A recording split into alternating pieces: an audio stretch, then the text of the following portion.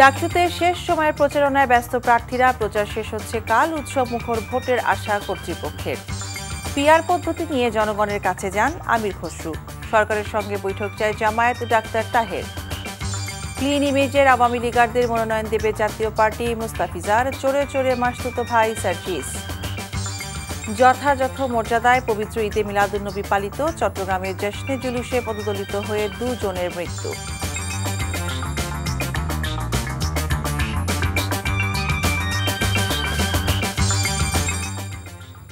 আসসালামু আলাইকুম। মিতা মুস্তফা স্বাগত জানাচ্ছি এনটিভির রাতের খবরে। গ্রাউন্ড সিমেন্ট শিরোনাম দেখছিলেন, এবার পুরো খবর।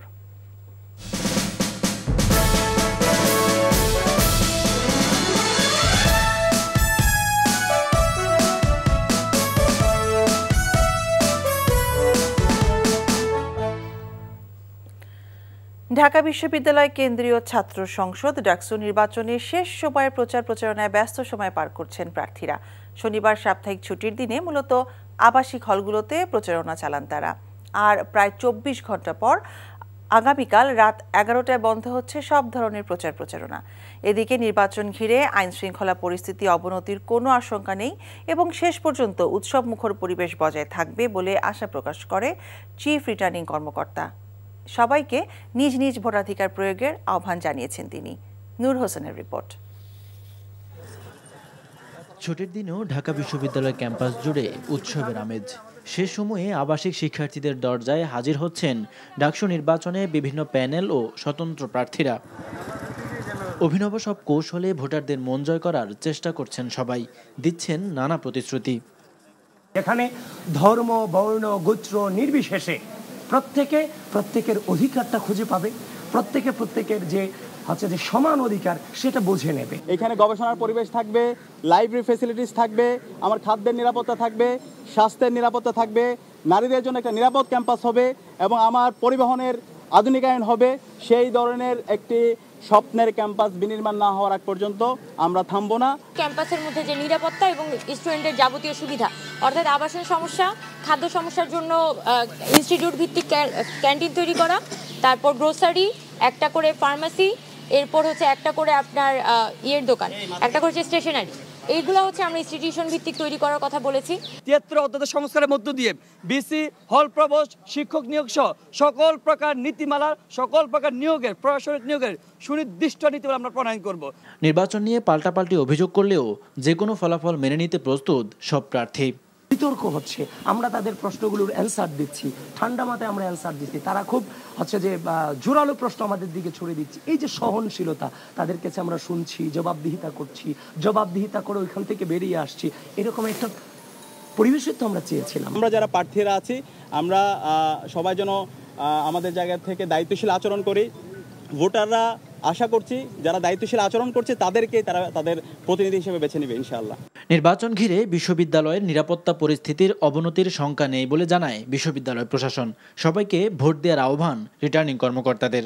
এই বিশ্ববিদ্যালয়ে নির্বাচনের জন্য একটা সুষ্ঠু পরিবেশ বিরাজ করছে এবং আমরা চাই যে আমার প্রত্যেকটি বৈধ শিক্ষার্থী এসে এই নির্বাচন প্রক্রিয়ায় অংশগ্রহণ করবে। ফলে আমরা সবার কাছে আহ্বান জানাতে চাই, আপনারা আসেন, নির্বাচন প্রক্রিয়ায় অংশগ্রহণ করেন, ভোটদান করেন এবং একটা নিজেদের পছন্দ মতো নেতৃত্ব বাছাই করেন। ভুয়া ভোটার শনাক্ত হলে আইন শৃঙ্খলা বাহিনীর হাতে তুলে দেওয়ার কথা জানান রিটার্নিং কর্মকর্তারা। নূর হোসেন, এনটিভি নিউজ, ঢাকা। এদিকে নির্বাচনের 5 দিন আগে জাহাঙ্গীরনগর বিশ্ববিদ্যালয়ের ছাত্র সংসদ জাকসুতে ইশতেহার ঘোষণা করেছে শাখা ছাত্রদল। দুপুরে বিশ্ববিদ্যালয়ের অদম্য 24-এর পাদদেশে ইশতেহার ঘোষণা করেন ছাত্রদলের ভিপি প্রার্থী শেখ সাদি।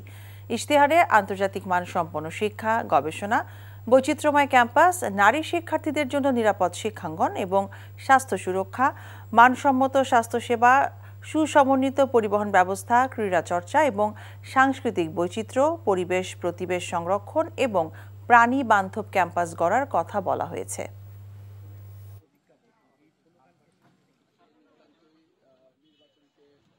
পরিকল্পিত আবাসন ও খাবারের উন্নত মান নিশ্চিতকরণ, নারী শিক্ষার্থীদের জন্য নিরাপদ শিক্ষাঙ্গন ও স্বাস্থ্য সুরক্ষা, মানসম্মত স্বাস্থ্যসেবা, সুসমন্বিত পরিবহন ব্যবস্থা, ক্রীড়া চর্চা ও সাংস্কৃতিক বৈচিত্র্য, পরিবেশ ও প্রতিবেশ সংরক্ষণ ও প্রাণী বান্ধব ক্যাম্পাস। আগামী দিনে সামগ্রিকভাবে সবাই মিলে এই অঙ্গীকার বাস্তবায়নের জন্য কাজ করব ইনশাআল্লাহ। যারা পিআর পদ্ধতি ছাড়া নির্বাচনে না যাওয়ার কথা বলেন তারা শেখ হাসিনার মতো মন মানসিকতা ধারণ করেন বলে মন্তব্য করেছেন বিএনপি স্থায়ী কমিটির সদস্য আমির খসরু মাহমুদ চৌধুরী। অন্যদিকে ব্যাংক লোকসানে থাকলে কর্মকর্তারা বোনাস পাবেন না বলে কঠোর বার্তা দিয়েছেন বাংলাদেশ ব্যাংকের গভর্নর আহসান এইচ মনসুর। বিকেলে রাজধানীর একটি হোটেলে আয়োজিত অনুষ্ঠানে এসব কথা বলেন তারা। আরাফাত ইসলামের রিপোর্ট। আসন্ন জাতীয় নির্বাচন, প্রবাসীদের অংশগ্রহণ এবং আগামীর অর্থনৈতিক চ্যালেঞ্জ ও প্রত্যাশা নিয়ে আলোচনা সভার আয়োজন করে centre for non resident Bangladesh নামের একটি সংগঠন। অনুষ্ঠানে বাংলাদেশ ব্যাংকের গভর্নর বলেন, বেশ কিছু কারণে অর্থনীতিতে গতিশীলতা ফিরেছে। একটা বড় ফ্যাক্টর হচ্ছে যে আমাদের রেমিটেন্সের প্রবাহ প্রায় 29% বৃদ্ধি পেয়েছে, যেটা একটা বড় অবদান রেখেছে। এখানে আমাদের অনেক সংকট সত্ত্বেও, অনেক অস্থিরতা সত্ত্বেও এক্সপোর্ট কিন্তু বেড়েছে প্রায় 9%। আমাদের লক্ষ্যটা হচ্ছে একটাই, যে মূল্যস্ফীতিকে আমাদের 5%-এর নিচে নামিয়ে আনতে হবে। কোনো ব্যাংকের মূলধন ঘাটতি 10%-এর নিচে নামলে এবং প্রভিশন ঘাটতি থাকলে কর্মকর্তাদের বোনাস না দেওয়ারও হুঁশিয়ারি দেন তিনি। কোনো বোনাস দেওয়া হবে না কোনো ব্যাংক কর্মকর্তাকে যদি তারা এই দুটো কন্ডিশন মিট করতে না পারে। এদিকে আমির খসরু মাহমুদ চৌধুরী বলেন, পিআর পদ্ধতির দাবি অবাস্তব। যারা এমন দাবি করে তারা জনগণ থেকে বিচ্ছিন্ন। বিএনপি ক্ষমতায় গেলে স্বাস্থ্য ও শিক্ষা খাতে জিডিপির 5% বরাদ্দের কথাও বলেন তিনি। পিআরের ব্যাপারে যদি কোনো দ্বিমত থাকে তাহলে আপনারা নির্বাচনে অংশগ্রহণ করে জনগণের কাছে নিয়ে যান। আপনার পিআরের ইস্যুটা জনগণের কাছে নিয়ে যান যে আমরা নির্বাচিত হলে আগামী দিনে বাংলাদেশের পিআর সিস্টেম নিয়ে আসবো। জনগণের ম্যান্ডেট নিয়ে সংসদে এসে পাস করেন, পিআর করেন। কিন্তু আপনি পিআর চান, আরেকজন চায় না। আপনি পিআর ছাড়া নির্বাচনে যাবে না, পিআর ছাড়া এই ধরনের মন্তব্য তো শেখ হাসিনার মন মানসিকতা। এ সময় বিভিন্ন রাজনৈতিক দলের নেতারা নির্বাচন বানচালের চেষ্টা চলছে জানিয়ে সবাইকে ঐক্যবদ্ধ থাকার আহ্বান জানান। আর দ্রুততম সময়ে নির্বাচনের মাধ্যমে প্রবাসীদের ভোটাধিকার সহ তাদের সুযোগ সুবিধা বাড়ানো ও অর্থনৈতিক স্থিতিশীলতা জোরদারের তাগিদ দেন বক্তারা। আওয়ামী লীগ আমলের প্রশাসনকে দিয়ে কিভাবে সরকার সুষ্ঠু নির্বাচন জাতিকে উপহার দেবে সেটা আসলে আমি বুঝতে পারছি না। আরাফাত ইসলাম, এনটিভি নিউজ, ঢাকা। একটা শ্রেণী চাচ্ছে আগামী নির্বাচন যাতে না হয়, এই জন্য নির্বাচনকে সামনে রেখে হামলা ভাঙচুর হচ্ছে বলে মন্তব্য করেছেন বিএনপি জাতীয় স্থায়ী কমিটির সদস্য মির্জা আব্বাস। আর স্থায়ী কমিটির আরেক সদস্য সালাউদ্দিন আহমেদ বলেছেন, ফ্যাসিবাদের পুনরুত্থান ঠেকাতে ভালো রাজনীতির সূচনা করতে হবে, জবরদস্তিমূলক মনোভাব পরিহার করতে হবে। ইফতেখার রেজার রিপোর্ট। ঢাকা মেডিকেলে চিকিৎসারত গণ অধিকার পরিষদের সভাপতি নুরুল হক নূরকে দেখতে এসে গণমাধ্যমে কথা বলেন মির্জা আব্বাস। দেশ অস্বাভাবিক প্রক্রিয়ার দিকে ধাবিত হচ্ছে বলে শঙ্কা প্রকাশ করেন তিনি। বিভিন্ন ভাঙচুর হয়েছে, মাজার ভাঙা, মাজার, তারপর খানকা, এগুলো সব ভাঙাচুর করা হয়েছে। এগুলো আসলে বিচ্ছিন্ন কিছু না। নির্বাচনটা সামনে রেখে এই ধরনের আরও অনেক কিছু সামনে আপনারা দেখতে পাবেন, যাতে নির্বাচনটা না হয়। একটা শ্রেণীর লোক চাচ্ছে যাতে নির্বাচন না হয়। আমার মনে হচ্ছে না এই দেশে একটা স্বাভাবিক প্রক্রিয়া আমরা যাচ্ছি, একটা অস্বাভাবিক প্রক্রিয়ায় দেশটা এগিয়ে যাচ্ছে। এদিকে রাজধানীর ধানমন্ডি মাঠে বিএনপির 47তম প্রতিষ্ঠাবার্ষিকী উপলক্ষে এক প্রীতি ফুটবল ম্যাচ দেখতে এসে সালাউদ্দিন আহমেদ বলেন, শুধু আইন কানুন বা সংবিধান পরিবর্তনের মধ্য দিয়ে কার্যকর সংস্কার করা যায় না। শুধুমাত্র আইন কানুন সংবিধান সংস্কারের মধ্য দিয়ে দেশের কার্যকর সংস্কার প্রবর্তন করা যায় না, প্রচলন করা যায় না, যতক্ষণ পর্যন্ত আমাদের মানসিক সংস্কার না হবে। যারা আমরা রাজনীতি করি, আমাদের মনের সংস্কার করি, সব ক্ষেত্রেই তাহলে পরে আমরা এই গণতান্ত্রিক সংস্কৃতির প্রবর্তন করতে পারবো, সহনশীলতার সংস্কৃতির প্রবর্তন করতে পারবো। আর বিএনপির স্থায়ী কমিটির সদস্য ডাক্তার AJM জাহিদ হোসেন পৃথক অনুষ্ঠানে বলেছেন, কয়েক সপ্তাহের মধ্যে দেশে ফিরছেন বিএনপির ভারপ্রাপ্ত চেয়ারম্যান তারেক রহমান। কয়েক সপ্তাহের মধ্যেই আমরা আমাদের প্রাণপ্রিয় নেতাকে আমরা আমাদের মাঝে ইনশাআল্লাহ এই গণতন্ত্র পুনরুদ্ধারের সর্বশেষ লগ্ন অর্থাৎ আগামী জাতীয় নির্বাচনের বহু আগেই ইনশাল্লাহ উনি আমাদের মাঝে উপস্থিত থেকে সশরীরে নেতৃত্ব দিবেন। রাজধানীর নয়াপল্টনে পবিত্র ঈদে মিলাদুন্নবী উপলক্ষে দোয়া ও মিলাদ মাহফিলে অংশ নিয়ে বিএনপির সিনিয়র যুগ্ম মহাসচিব রুহুল কবির রিজভী বলেছেন, তৌহিদি জনতার নামে দেশে যে বিশৃঙ্খলা হচ্ছে এর পিছনে রয়েছে আন্তর্জাতিক ষড়যন্ত্র। তৌহিদি জনতার নামে কারাই কাজগুলো করছেন, আপনি দেখবেন এদের পিছনে আন্তর্জাতিক ষড়যন্ত্র আছে। বিএনপির আমলে যেমন চক্রান্ত করেছিলেন হাসিনা অন্য অনেককে নিয়ে বাংলাদেশের ভাবমূর্তিকে কলঙ্কিত করার জন্য, এখন আবার সেই প্রচেষ্টা চলছে কিনা এটাই অন্তর্বর্তীকালীন সরকারকে প্রমাণ করতে হবে, দেখাতে হবে কারা এটার সাথে যুক্ত, কেন এই কথাগুলো বারবার আসছে। Iftekhar Reza, NTV news, Dhaka. সরকার ও নির্বাচন কমিশনের সাথে পিআর পদ্ধতি নিয়ে বৈঠকের আহ্বান জানিয়েছে জামায়াতে ইসলামের নায়েবে আমির ডাক্তার আব্দুল্লাহ মোহাম্মদ তাহের। সকালে স্থানীয় একটি মিলনায়তনে কুমিল্লার 14 গ্রাম উপজেলা মুন্সিরহাট ইউনিয়নের সংগঠনের নেতাকর্মীদের সমাবেশে তিনি এসব কথা বলেন। দুই একটি দল ছাড়া বাকি সবাই পিআর পদ্ধতিতে নির্বাচনে আগ্রহী বলে মন্তব্য করেন তিনি। তাই সকল দলের ঐকমত্যের ভিত্তিতে আগামী জাতীয় নির্বাচন অনুষ্ঠানের জন্য অন্তর্বর্তীকালীন সরকারের প্রতি আহ্বান জানান মোহাম্মদ তাহের। উপজেলা জামায়াতের আমির মাহফুজুর রহমান এ সময় উপস্থিত ছিলেন। জুলাই সনদের ভিত্তিতে যদি নির্বাচন না হয়, তাহলে আগামীতে আমরা যে নির্বাচন দেখব সেটি অতীতের ব্যর্থ নির্বাচনগুলিরই পুনরাবৃত্তি করবে। একটি দুটি দল ছাড়া আর সকল রাজনৈতিক দল যারা জুলাই সংগ্রামে অংশগ্রহণ করেছিল আমরা সকলেই আছি। সুতরাং আমি অত্যন্ত দৃঢ়তার সাথে এই সরকারকে বলতে চাই যে দুই একটি দলের বিরোধিতার কারণে জন আকাঙ্ক্ষার এবং বৃহৎ জনগোষ্ঠীর যে ইচ্ছা এবং প্রতিচ্ছার প্রতিফলন হয়েছে সেটিকে সরকার যেন বাস্তবায়ন করে। আওয়ামী লীগের ক্লিন ইমেজের ব্যক্তিদের মনোনয়ন দেবে জাতীয় পার্টি বলে জানিয়েছে দলের কো চেয়ারম্যান মুস্তাফিজুর রহমান মোস্তফা। দুপুরে রংপুরে দলের বিভাগীয় প্রতিনিধি সভায় এসব কথা বলেন তিনি। জানান, জাতীয় পার্টির একটাই দোষ, নির্বাচনে অংশগ্রহণ করা। নির্বাচনের অংশগ্রহণের জন্য জাতীয় পার্টি যদি ফ্যাসিস্টদের দোসর 12 আনা হয় তাহলে অন্যরা 4 আনার অংশীদার। এ সময় দলের ওপর হামলা মোকাবেলায় যতটুকু সামর্থ্য আছে তা নিয়ে জাতীয় পার্টির নেতাকর্মীরা প্রস্তুত থাকার আহ্বান জানান দলের কো চেয়ারম্যান। আওয়ামী লীগের সমর্থক, সে কোনো তার বিরুদ্ধে কোনো মামলা মোকদ্দমা নাই, সে যদি যোগ্য প্রার্থী আমরা মনে করি আমরা দেবো না কেন, দেবো, অবশ্যই দেবো। হ্যাঁ, আমাদের ক্যান্ডিডেট ক্রাইসিসকে ওভারকাম করার জন্য আমরা অবশ্যই করবো। অনেক অনেক জেলা আছে, হ্যাঁ, যেমন 300 আসনে আমরা প্রার্থী দেবো। এখন জাতীয় পার্টির প্রার্থীর চাইতে যদি ভালো শক্তিশালী প্রার্থী পাওয়া যায়, আমরা সে যদি ক্লিন ইমেজ থাকে, তার বিরুদ্ধে যদি কোনো সহিংসতার কোনো অন্য কোনো আলামত না থাকে, অবশ্যই পাবেন, দেবো না কেন। আওয়ামী লীগ এবং জাতীয় পার্টি চোরে চোরে মাসতুতো ভাই বলে মন্তব্য করে জাতীয় নাগরিক পার্টি এনসিপির উত্তরাঞ্চলের মুখ্য সংগঠক সার্জিস আলম বলেছেন, আওয়ামী লীগের পুনর্বাসনের এই ধারণা ভারতের দেওয়া। শনিবার বিকেলে পঞ্চগড়ে কুলি শ্রমিকদের সঙ্গে মতবিনিময় সভা শেষে সাংবাদিকদের প্রশ্নের জবাবে তিনি একথা বলেন। চোরে চোরে মাসতুতো ভাই, একটা তো কথা আছে।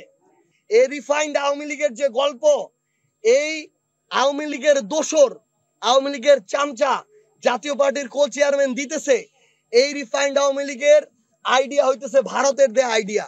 ফ্যাসিস্ট এবং স্বৈরাচারের দোসরদের আইনগত প্রক্রিয়া এই অন্তর্বর্তীকালীন সরকারের সময়ে বিচার নিশ্চিত হয়ে তাদের যে রাজনৈতিক কর্মকাণ্ড এবং দল, এগুলোকে নিষিদ্ধ ঘোষণা করতে হবে। গণ অধিকার পরিষদের সাধারণ সম্পাদক রাশেদ খান বলেছেন, ফ্যাসিবাদের দোসর জাতীয় পার্টিকে আগামী নির্বাচনে অংশ নিতে পারবে না। আগামী 24 ঘন্টার মধ্যে জাতীয় পার্টির সভাপতি জিএম কাদের এবং সেক্রেটারি শামীম হায়দার পাটোয়ারিকে গ্রেফতারের দাবিও জানান তিনি। শনিবার ঢাকা মেডিকেলে চিকিৎসাধীন গণ অধিকার পরিষদের সভাপতি নুরুল হক নূরের শারীরিক অবস্থা জানাতে আয়োজিত সংবাদ সম্মেলনে এসব কথা বলেন তিনি। জানান, শুক্রবারের জাতীয় পার্টির অফিস ভাঙচুরের ঘটনায় গণ অধিকার পরিষদের কেউ জড়িত নয়।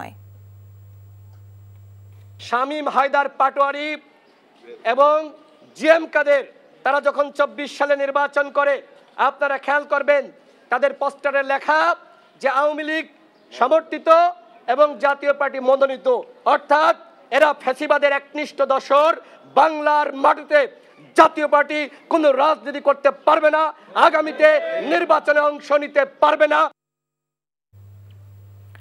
আজ 12ই রবিউল আউয়াল, প্রিয় নবী হযরত মুহাম্মদ সাল্লাল্লাহু আলাইহি ওয়াসাল্লামের জন্ম ও ওফাত দিবস। ধর্মপ্রাণ মুসলমানগণ নফল নামাজ, কুরআন তিলাওয়াত এবং তাসবিহ তাহলিলের মধ্য দিয়ে হযরত মুহাম্মদ সাল্লাল্লাহু আলাইহি ওয়াসাল্লামের কর্মময় জীবন স্মরণ করছেন। 23 বছরের নবুয়তের জীবনে বিশ্ববাসীর জন্য যে অনন্য জীবন ব্যবস্থা রেখে গেছেন নবী মুহাম্মদ সাল্লাল্লাহু আলাইহি ওয়াসাল্লাম, সেই পথে চলার তাগিদ এসেছে ধর্মীয় নেতাদের কাছ থেকে। নিয়ামুল আজিজ সাদেকের রিপোর্ট।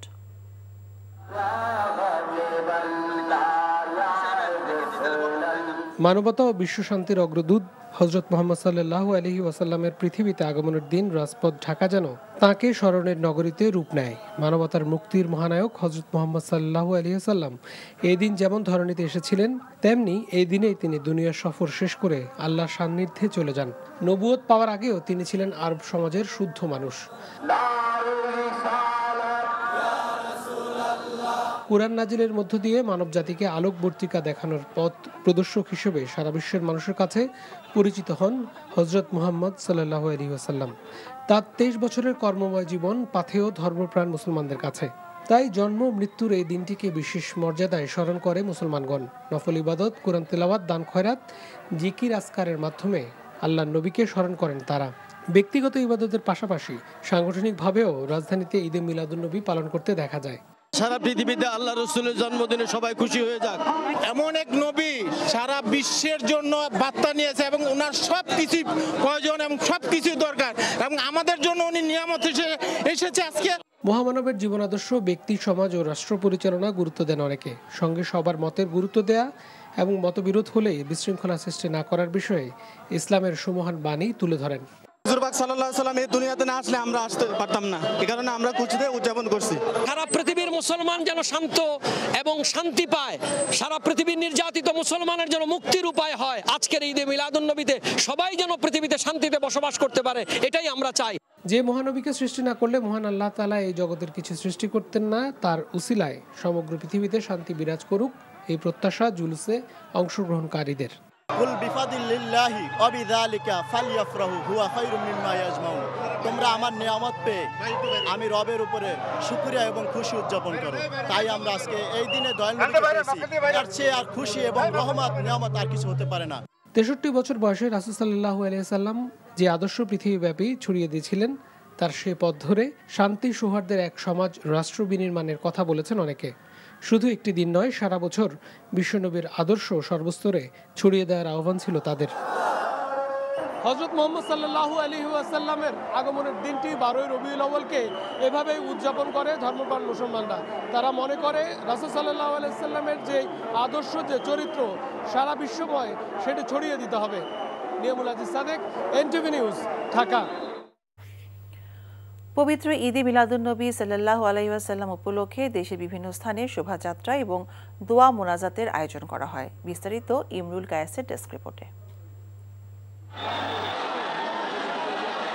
সকালে চট্টগ্রামের 16 শহর জামিয়া আহমদিয়া সুন্নিয়া মাদ্রাসা থেকে শুরু হয় জশ্নে জুলুস, অর্থাৎ ধর্মীয় শোভাযাত্রা। এতে নেতৃত্ব দেন আলহাজ সৈয়দ মোহাম্মদ সাবির শাহ। আঞ্জুমানে রহমানিয়া আহমদিয়া সুন্নি ট্রাস্ট আয়োজিত 54তম জুলুস ধর্মপ্রাণ মানুষদের নবীপ্রেমে আরো বেশি উদ্বুদ্ধ করবে বলে আশা প্রকাশ করেন আয়োজকরা। इस दिन वो हस्ती तशरीफ लाई जो कि पूरी इंसानियत के लिए रहमतुल लिल आलमीन बन के तशरीफ लाए, तो आपकी रहमत का, आपकी ছায়া जो है वो पूरी दुनिया पे है। এখানে শান্তি, সমৃদ্ধি, সুখ, যেটা আমার খুদে কাবলার উদ্দেশ্য এবং আমাদেরও সেইটা। শোভাযাত্রা চলাকালে অংশগ্রহণকারীদের মুখে মুখে ছিল হামদোনাত। কালেমা খচিত নানা রঙের পতাকায় বর্ণিল হয়ে ওঠে জনস্রোত। বিশ্বনবী হযরত মুহাম্মদ সাল্লাল্লাহু আলাইহি ওয়াসাল্লামের জন্মদিন উপলক্ষে নারায়ণগঞ্জে জশ্নে জুলুসের আয়োজন করা হয়। পরে বিশ্বনবীর জীবনী নিয়ে আলোচনা, দেশ ও জাতির শান্তি কামনায় দোয়া ও মোনাজাত অনুষ্ঠিত হয়। পবিত্র ঈদ মিলাদুন্নবী উপলক্ষে প্রতি বছরের মতো এবারও গাউসিয়া কমিটি বাংলাদেশ সিলেট জেলার উদ্যোগে জশ্নে জুলুসে ঈদ মিলাদুন্নবী উদযাপন করা হয়েছে। পবিত্র ঈদ মিলাদুন্নবী উপলক্ষে খুলনা নগরীতে শোভাযাত্রা করেছে সম্মিলিত ওলামা পরিষদ। রাজশাহীতে ধর্মীয় ভাব গাম্ভীর্যে ঈদে মিলাদুন্নবী উদযাপন করা হয়েছে। নগরীর শিরোইল কলোনি থেকে জশ্নে জুলুস শেষে বিভিন্ন মসজিদে নবীর শানে দরুদ ও মোনাজাত করা হয়। এছাড়া সাতক্ষীরা, গাজীপুর ও খাগড়াছড়ি সহ বিভিন্ন স্থানে ধর্মীয় ভাব গাম্ভীর্যে ঈদে মিলাদুন্নবী উদযাপন করা হয়। Imrul Kayes, NTV news desk. লক্ষ্মীপুরে যাত্রীবাহী বাস নিয়ন্ত্রণ হারিয়ে খালে পড়ে 5 জন নিহত হয়েছে। পুলিশ এবং প্রত্যক্ষদর্শীরা জানায়, সকালে নোয়াখালী থেকে ছেড়ে আসা লক্ষ্মীপুরগামী একটি যাত্রীবাহী বাস চন্দ্রগঞ্জ কফিল উদ্দিন ডিগ্রি কলেজের সামনে রহমতখালী খালে পড়ে ডুবে যায়। এতে 5 জন নিহত হয়। নিহতরা হলো মোর্শেদ আলম, জানাল আবেদিন এবং হুমায়ুনুর রশিদ, মাজেদ ও রিপন। দুর্ঘটনার 4 ঘন্টা পর বাসটি খাল থেকে উঠানো হয়েছে। এ ঘটনায় প্রায় 1 ঘন্টা লক্ষ্মীপুর ঢাকা আঞ্চলিক মহাসড়কে যান চলাচল বন্ধ থাকে। এতে সড়কের 2 পাশে যানজটের সৃষ্টি হয়। আইনশৃঙ্খলা বাহিনী গিয়ে যান চলাচল স্বাভাবিক করে। এদিকে গোপালগঞ্জে বাস চাপায় এক নারী পথচারীর মৃত্যু হয়েছে। বিশ্ব স্বাস্থ্য সংস্থার হিসেব অনুসারে বাংলাদেশের সড়ক দুর্ঘটনায় নিহতদের অর্ধেকের বেশি পথচারী এবং মোটরসাইকেল আরোহী। এ কারণে সড়ক নিরাপত্তা আইনের প্রয়োজন বলে মনে করছেন বিশেষজ্ঞরা। বিশেষ করে নিরাপদ সড়ক অবকাঠামো, ঝুঁকিপূর্ণ ব্যবহারকারীদের সুরক্ষা এবং দুর্ঘটনা পরবর্তী ব্যবস্থাপনার বিষয়ে সমন্বিত উদ্যোগ প্রয়োজন বলে মনে করেন তারা। নিয়ামুল আজিজ সাদিকের আরেকটি রিপোর্ট। বিশৃঙ্খল পরিস্থিতি সড়কে, গণপরিবহনে মাঝ রাস্তা দিয়ে যাত্রী ওঠানামার দৃশ্য প্রায় সর্বক্ষেত্রে। মহাসড়কে ঘন্টায় 80 কিলোমিটারের গতিসীমাও মানছে না কেউ। পথচারী, স্বল্পগতির অটোরিকশা কিংবা রাস্তার দুর্বলতায় সড়কে প্রতিদিনই প্রাণ ছুটছে। এই মৃত্যুর সংখ্যা নিয়ে ধোঁয়াশা বিশ্বব্যাংক ও দেশীয় সংস্থাগুলোর মধ্যে। যদি একটা আলাদা সড়ক নিরাপত্তা আইন হতো তাহলে সেই আইনটাকে সার্বিকভাবে বাস্তবায়নের বা প্রয়োগের প্রশ্ন তোলা যেত। সেক্ষেত্রে বিচ্ছিন্নভাবে কিছু জরিমানা, কিছু বিধান বাস্তবায়নের কথা বলতে হতো না। 2024 সালে বাংলাদেশ সড়ক পরিবহন কর্তৃপক্ষ বিআরটি এর হিসেবে সড়কে মৃত্যু হয়েছে মাত্র 5380 জন। যদিও বিশ্ব স্বাস্থ্য সংস্থার হিসেবে এর সংখ্যা অনেক বেশি। ওয়ার্ল্ড হেলথ র্যাঙ্কিং অনুসারে বাংলাদেশের অবস্থান 183টি দেশের মধ্যে 106তম। আমাদের এখানে জিডিপির 5 থেকে 12% ক্ষতি হয় এই কারণে। তো আমাদের যদি এখন জিডিপি ধরি আমরা $465 বিলিয়ন, তাহলে যদি এটা 10% হয় তাহলে কত হচ্ছে? 46 বিলিয়ন আমার ক্ষতি হচ্ছে। যদি আমরা ক্ষতির দিকেও বিবেচনা করি তাহলে সরকারের এটা প্রায়োরিটি সেক্টর হওয়া উচিত, কিন্তু এখন পর্যন্ত কি মনে হয় যে সরকার অতটা প্রায়োরিটি দিচ্ছে? টেকসই উন্নয়ন লক্ষ্যমাত্রা অর্জনে এবছরের মধ্যে 2015 সালের তুলনায় সড়কে মৃত্যুর হার অর্ধেকে নামিয়ে আনার লক্ষ্য পূরণে সক্ষম হয়নি বাংলাদেশ। বিশেষজ্ঞদের মতে এর প্রধানতম কারণ নিরাপদ সড়ক অবকাঠামো ও দুর্ঘটনা পরবর্তী ব্যবস্থাপনার অভাব। ধরেন রাস্তার পাশে একটা ঘটনা ঘটলো, তার সর্বের কাছে যেটা হবে সেটা হচ্ছে উপজেলা হেলথ কমপ্লেক্স, যে কোনো জায়গাতে। সো দ্যাট উপজেলা হেলথ কমপ্লেক্সকে যারা ডাক্তার বলেন আছেন, অথবা যারা ওইখানের ইনস্ট্রুমেন্ট যেগুলো দরকার, ফ্যাসিলিটিস যেগুলো দরকার, সো দ্যাট আপনি যদি না জানেন যে কি চিকিৎসাটা দিতে হবে প্রপারলি ঠিক ওই মুহূর্তে, তাহলে হচ্ছে না। 2010 থেকে 2021 সালের মধ্যে বেলারুশ, ডেনমার্ক, জাপানের মতো দেশগুলো সড়ক দুর্ঘটনা অর্ধেকে নামিয়ে আনতে সক্ষম হয়েছে। সমন্বিত সড়ক নিরাপত্তা আইন প্রণয়ন এবং বাস্তবায়ন হলে সড়কে মৃত্যুহার কমবে বলে আশা এই খাত সংশ্লিষ্টদের। Niamul Aziz Sadek, NTV news, Dhaka.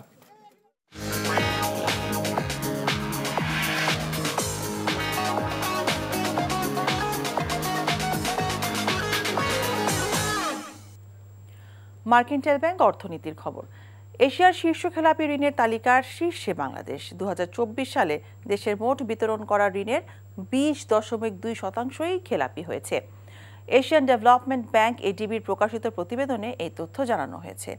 Non performing loans watch in Asia শীর্ষক এডিবির প্রতিবেদনে দেখা যায় বাংলাদেশে খেলাপি ঋণের পরিমাণ দাঁড়িয়েছে $20.27 বিলিয়ন, যা আগের বছরের তুলনায় 28% বেশি। প্রতিবেদনে বাংলাদেশকে এশিয়ার সবচেয়ে দুর্বল ব্যাংকিং ব্যবস্থার দেশ হিসেবে উল্লেখ করা হয়। অন্যদিকে ভারত, পাকিস্তান এবং শ্রীলঙ্কা তাদের খেলাপি ঋণের অনুপাত কমাতে সক্ষম হয়েছে। নেপালের সামান্য বৃদ্ধি হলেও তা মাত্র 0.9%। দ্রুত গ্রাহক সেবা নিশ্চিত করা এবং গ্রাহকের আমানত সুরক্ষার অঙ্গীকার নিয়ে Akij Takaful life insurance PLC এর মতিঝিল অফিসের উদ্বোধন এবং ব্যবসা উন্নয়ন সভা অনুষ্ঠিত হয়েছে। মতিঝিলে দিলখুশা সেন্টারে অনুষ্ঠিত সভায় সভাপতিত্ব করেন উপব্যবস্থাপনা পরিচালক মোহাম্মদ আবু ইউসুফ। অনুষ্ঠানের প্রধান অতিথি ছিলেন কোম্পানির চেয়ারম্যান শেখ শামীম উদ্দিন। বিশেষ অতিথি ছিলেন পরিচালক মীর মাহফুজুর রহমান, মোহাম্মদ ফুয়াদ হোসেন, মোহাম্মদ রেজাউল করিম, মুখ্য নির্বাহী কর্মকর্তা মোহাম্মদ সাজ্জাদুল করিম এবং উপব্যবস্থাপনা পরিচালক মোহাম্মদ মাসুদুজ্জামান খান। এছাড়া অনুষ্ঠানে সহকারী ব্যবস্থাপনা পরিচালক বৃন্দ, বিভাগীয় ইনচার্জ, সার্ভিস সেন্টার ইনচার্জ এবং শাখা ইনচার্জ বৃন্দ উপস্থিত ছিলেন।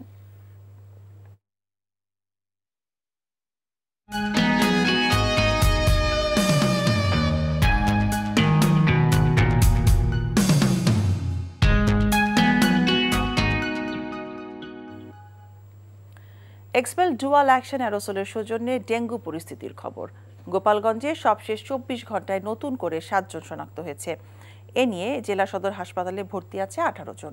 এর মধ্যে গোপালগঞ্জ জেনারেল হাসপাতালে 1 জন, কাশিয়ানী উপজেলা স্বাস্থ্য কমপ্লেক্সে 3 জন, মকসুদপুরে 5 জন এবং টুঙ্গিপাড়ায় 4 জন এবং কোটালীপাড়ায় 5 জন।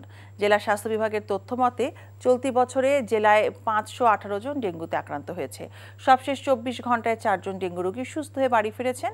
এই নিয়ে 500 জন সুস্থ হয়ে বাড়ি ফিরেছে। তবে জেলায় এখন পর্যন্ত মৃত্যুর কোনো খবর পাওয়া যায়নি। মানে জেলার ভিতরে ডেঙ্গু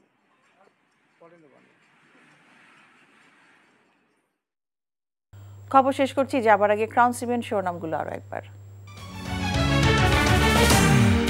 ডাকসুতে শেষ সময়ের প্রচারণায় ব্যস্ত প্রার্থীরা, প্রচার শেষ হচ্ছে কাল। উৎসব মুখর ভোটের আশা কর্তৃপক্ষের। পিআর পদ্ধতি নিয়ে জনগণের কাছে যান আমির খসরু, সরকারের সঙ্গে বৈঠক চায় জামায়াত ডাক্তার তাহের। ক্লিন ইমেজের আওয়ামী লীগারদের মনোনয়ন দেবে জাতীয় পার্টি, মুস্তাফিজার চোরে চোরে মাসতুতো ভাই সার্জিস। যথাযথ মর্যাদায় পবিত্র ঈদে মিলাদুন্নবী পালিত, চট্টগ্রামের জেশনে জুলুসে পদদলিত হয়ে 2 জনের মৃত্যু। এই ছিল রাতের খবরে। এই খবরের ভিডিও সহ আপডেট জানতে ভিজিট করুন এনটিভি অনলাইন www.ntvpd.com। এছাড়াও এনটিভির জনপ্রিয় সব অনুষ্ঠান ও খবরের আপডেট জানতে ভিজিট করুন আমাদের ইউটিউব ও ভেরিফাইড ফেসবুক পেজ। রাত 1টায় মধ্যরাতের খবর দেখার আমন্ত্রণ রইল। সবাইকে ধন্যবাদ।